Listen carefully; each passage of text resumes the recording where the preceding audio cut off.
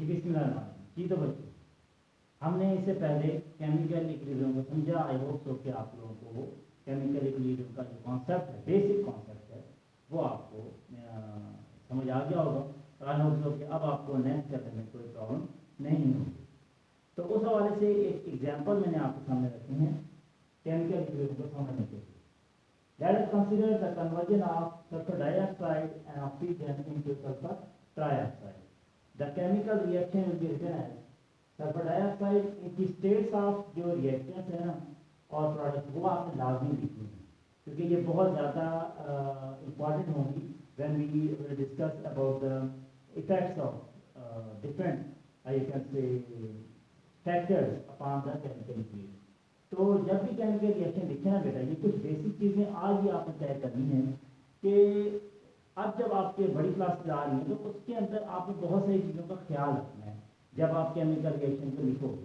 वो क्या है कि एक तो जितने भी रिएक्टेंट्स हैं और प्रोडक्ट्स हैं, इनकी स्टेट्स आपको पता होनी चाहिए कि किस स्टेट में इन्होंने रिएक्ट किया और प्रोडक्ट की स्टेट क्या है। अब ये देखें, सल्फर डाइऑक्साइड गैसीय स्टेट में, गैसीय स्टेट में ऑक्सीजन है, ये दोनों कंबाइन हुए, और जो सल्फर ट्राइऑक्साइड वो भी गैसीय स्टेट में। इसके अलावा कैटलिस्ट क्या था? कैटलिस्ट आपको पता वो केमिकल्स हैं जो स्पीड अप करते हैं केमिकल रिएक्शन को। इसके अलावा टेम्परेचर और प्रेशर की कंडीशन भी खास होती हैं रिवर्सिबल रिएक्शन में, ठीक है ना। तो ये भी आपको याद होना चाहिए। बोर्ड के अंदर ये पूछा जा सकता है कि which catalyst is used for the conversion of sulphur dioxide into sulphur trioxide.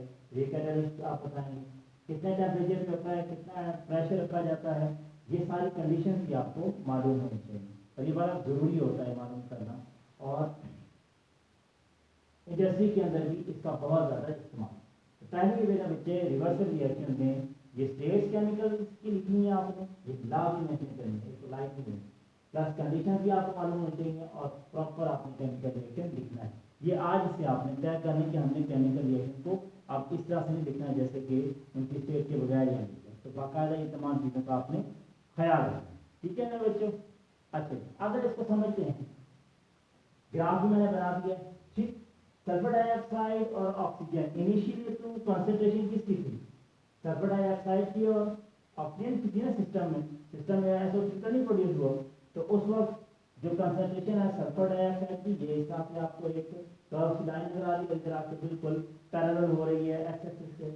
और दूसरा ऑक्सीजन की कंसंट्रेशन, ये सेकंड ब्लैक लाइन आपको नजर आ रही है और इधर आपकी ये पैरेलल हो रही है। इसको हम समझते हैं इनिशियली तो SO2 और ऑक्सीजन की कंसंट्रेशन थी, और जबकि इधर क्या थी कंसंट्रेशन ऑफ SO3, जो मैंने ग्रीन लाइन से शो किया है। इधर इनिशियल स्टेज पर जो SO3 की कंसंट्रेशन थी वो 0 थी, जबकि SO2 और ऑक्सीजन की मैक्सिमम थी।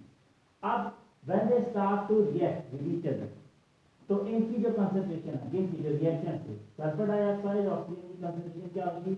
ये डिक्रीज होना शुरू होगी।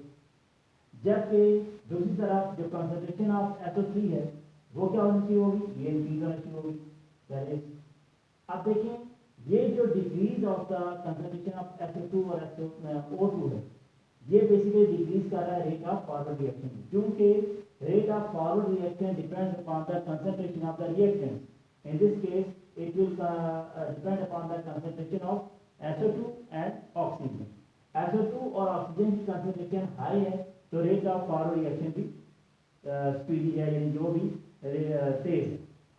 जो ही इनकी कंसंट्रेशन कम होती जाएगी तो रेट ऑफ फॉरवर्ड रिएक्शन भी डिक्रीज होना शुरू हो जाएगा, वो स्लो डाउन हो जाएगा। और इसी के साथ साथ rate of backward reaction, that is conversion of SO3 into SO2, वो बढ़ना शुरू हो जाएगा, क्योंकि कंसंट्रेशन बढ़ना शुरू होगी, आगे प्रोड्यूस होना शुरू हो जाएगा। और एक स्टेज ऐसी आएगी कि जहां पर rate of backward reaction, that is the conversion of SO3 to SO2 and SO2 will be equal to the rate of forward reaction, वो फॉरवर्ड रिएक्शन के इक्वल हो जाएगा। और वहां पर ये जो ग्रीन लाइन है, that is the conversion of the SO3, it will be parallel to the X axis, और ये जो SO2 और O2 की जो कंसंट्रेशन है वो भी एक्सिस के पैरेलल होती है।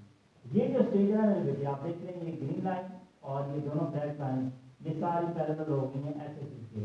तो इस स्टेज को हम बोलते हैं इक्विलिब्रियम कंसंट्रेशन। इस पे आपके जो दोनों की जो कंसंट्रेशन है रिएक्टेंट्स की और प्रोडक्ट की, वो तकरीबन इक्वल हो जाते हैं, क्योंकि जिसकी कंसंट्रेशन ज़्यादा होगी जो रिएक्शन है will go on the opposite side. पहले कंसंट्रेशन थी रिएक्टेंट की ज़्यादा, तो वो जितना भी रिएक्शन था वो किस में गया था, लेफ्ट से राइट तक गया, क्योंकि कंसंट्रेशन उधर हाई है और प्रोडक्ट साइड पे जीरो थी। अब वक्त के साथ क्या हुआ कि जो प्रोडक्ट की जो कंसंट्रेशन है वो भी बढ़ी है नहीं, जब प्रोडक्ट की कंसंट्रेशन जब रिएक्टेंट की कंसंट्रेशन से ज़्यादा हो गई तो फिर वो क्या हुआ कि प्रोडक्ट जो है ना वो कन्वर्ट होना शुरू हो गया रिएक्टेंट, यानी कि हायर कंसंट्रेशन से लोअर कंसंट्रेशन की तरफ ये जो है ना केमिकल रिएक्शन मूव करता है। जो रिवर्सेबल केमिकल रिएक्शन है हमेशा केमिकल रिएक्शन मूव करेगा फ्रॉम हाई टू लो। तो इनिशियली किसकी कंसंट्रेशन ज़्यादा थी, रिएक्टेंट की, जैसे मैंने बताया, और प्रोडक्ट की कोई भी नहीं। अब जाहिर बात है कि वो रिएक्टेंट की कंसंट्रेशन ज़्यादा थी तो वो फिर ज़्यादा से ज़्यादा फॉरवर्ड रिएक्शन में जाएगा, ज़्यादा ज़्यादा ये जो उस तरफ जाएगा रिएक्शन, क्योंकि ये हाई कंसंट्रेशन है, इधर लो कंसंट्रेशन। लेकिन वक्त के साथ साथ क्या हुआ कि इसकी कंसंट्रेशन थोड़ी हायर हो गई then the concentration of the reactant, तो फिर ये जो प्रोसेस है क्या होगा, रिवर्स डायरेक्शन में जाएगा कि SO3 will be converted into the SO2 and O2। ठीक है मेरे बच्चों, तो इस तरह से एक स्टेज आती है जहाँ पर rate of forward reaction become equal to rate of reaction.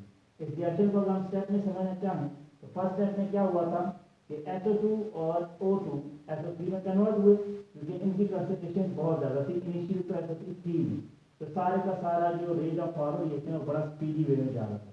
लेकिन सेकंड स्टेप में जब इसकी कंसंट्रेशन थोड़ी बढ़ी तो क्या हुआ कि SO3 में कन्वर्ट होना शुरू हो गए, SO2 और O2 में कन्वर्ट होना शुरू हो गए, यानी कि rate of backward direction start हो गई। तो एक ऐसी स्टेज आई कि जहाँ पर rate of forward reaction become equal to rate of reverse reaction. तो इसका मतलब है कि इन दोनों साइड पे जो है ना कंसंट्रेशन जो है ना तकरीबन एक जैसी होगी, रिएक्टेंट साइड की और प्रोडक्ट साइड की जो कंसंट्रेशन है वो तकरीबन एक ही होगी, और इन्हीं की वजह से जो रेट ऑफ फॉरवर्ड रिएक्शन है वो इक्वल हो गया रेट ऑफ रिवर्स रिएक्शन के। तो इस तरह से एक स्टेज आई जिसको हम क्या बोलते हैं, केमिकल इक्विलिब्रियम एस्टैब्लिश हो गया। इसी तरह से और बहुत सारी एग्जाम्पल्स हैं बेटा, आपके सामने मैं नोट्स में रखूँगा, उसके आप ग्राफ बनाइए, ग्राफ से आप एक एक चीज़ को एक टर्म्स को समझिए। जैसे मैंने बताया कि आपने इनकी स्टेज को रखना है कि स्टेट्स ऑफ रिएक्टेंस क्या था, प्रोडक्ट क्या थी, कंडीशन क्या थी, इनिशियली क्या हुआ, और फाइनली हमें क्या पता चला कि रेट ऑफ रिवर्स रिएक्शन और रेट ऑफ फॉरवर्ड रिएक्शन जो है ना वो इक्वल हो गए, और इस स्टेज को हमें क्या बोलना है, केमिकल इक्विलिब्रियम, या इसको हम डायनामिक इक्विलिब्रियम कहते हैं। आज आई होप सो कि बेटा आपको ये इस एग्जाम्पल से आप केमिकल इक्विलिब्रियम की आपको अच्छी तरह समझ आ गई होगी। मेरे बच्चों को परेशान नहीं होना है, इसको रीडिंग अपनी बहुत है, आपने इसको खुदा के लिए रट्टों में ना जाइए, और अपनी जो स्टडी है ना इसको बढ़ाएं। जितनी बुक रीडिंग है ना आप उसको पढ़ें, और जो टर्म्स हैं इनको आप फोकस करें, ठीक है ना। जितना आप टर्म्स के ऊपर आप फोकस होंगे उतना ही आपके लिए आगे बढ़ने में आपको दिलचस्पी भी आएगी, और यह है कि आपको समझने में आसानी होगी। ठीक है मेरे बच्चे, तो आज के लिए ये लेक्चर था। इंशाअल्लाह नेक्स्ट वीक आपको दोबारा मिलेंगे, नेक्स्ट फ्राइडे को हम दोबारा मिलेंगे। अपना ख्याल रखिएगा, सेमा इस्लाम के पेरेंट्स, अल्लाह निगहबान मेरे बच्चों।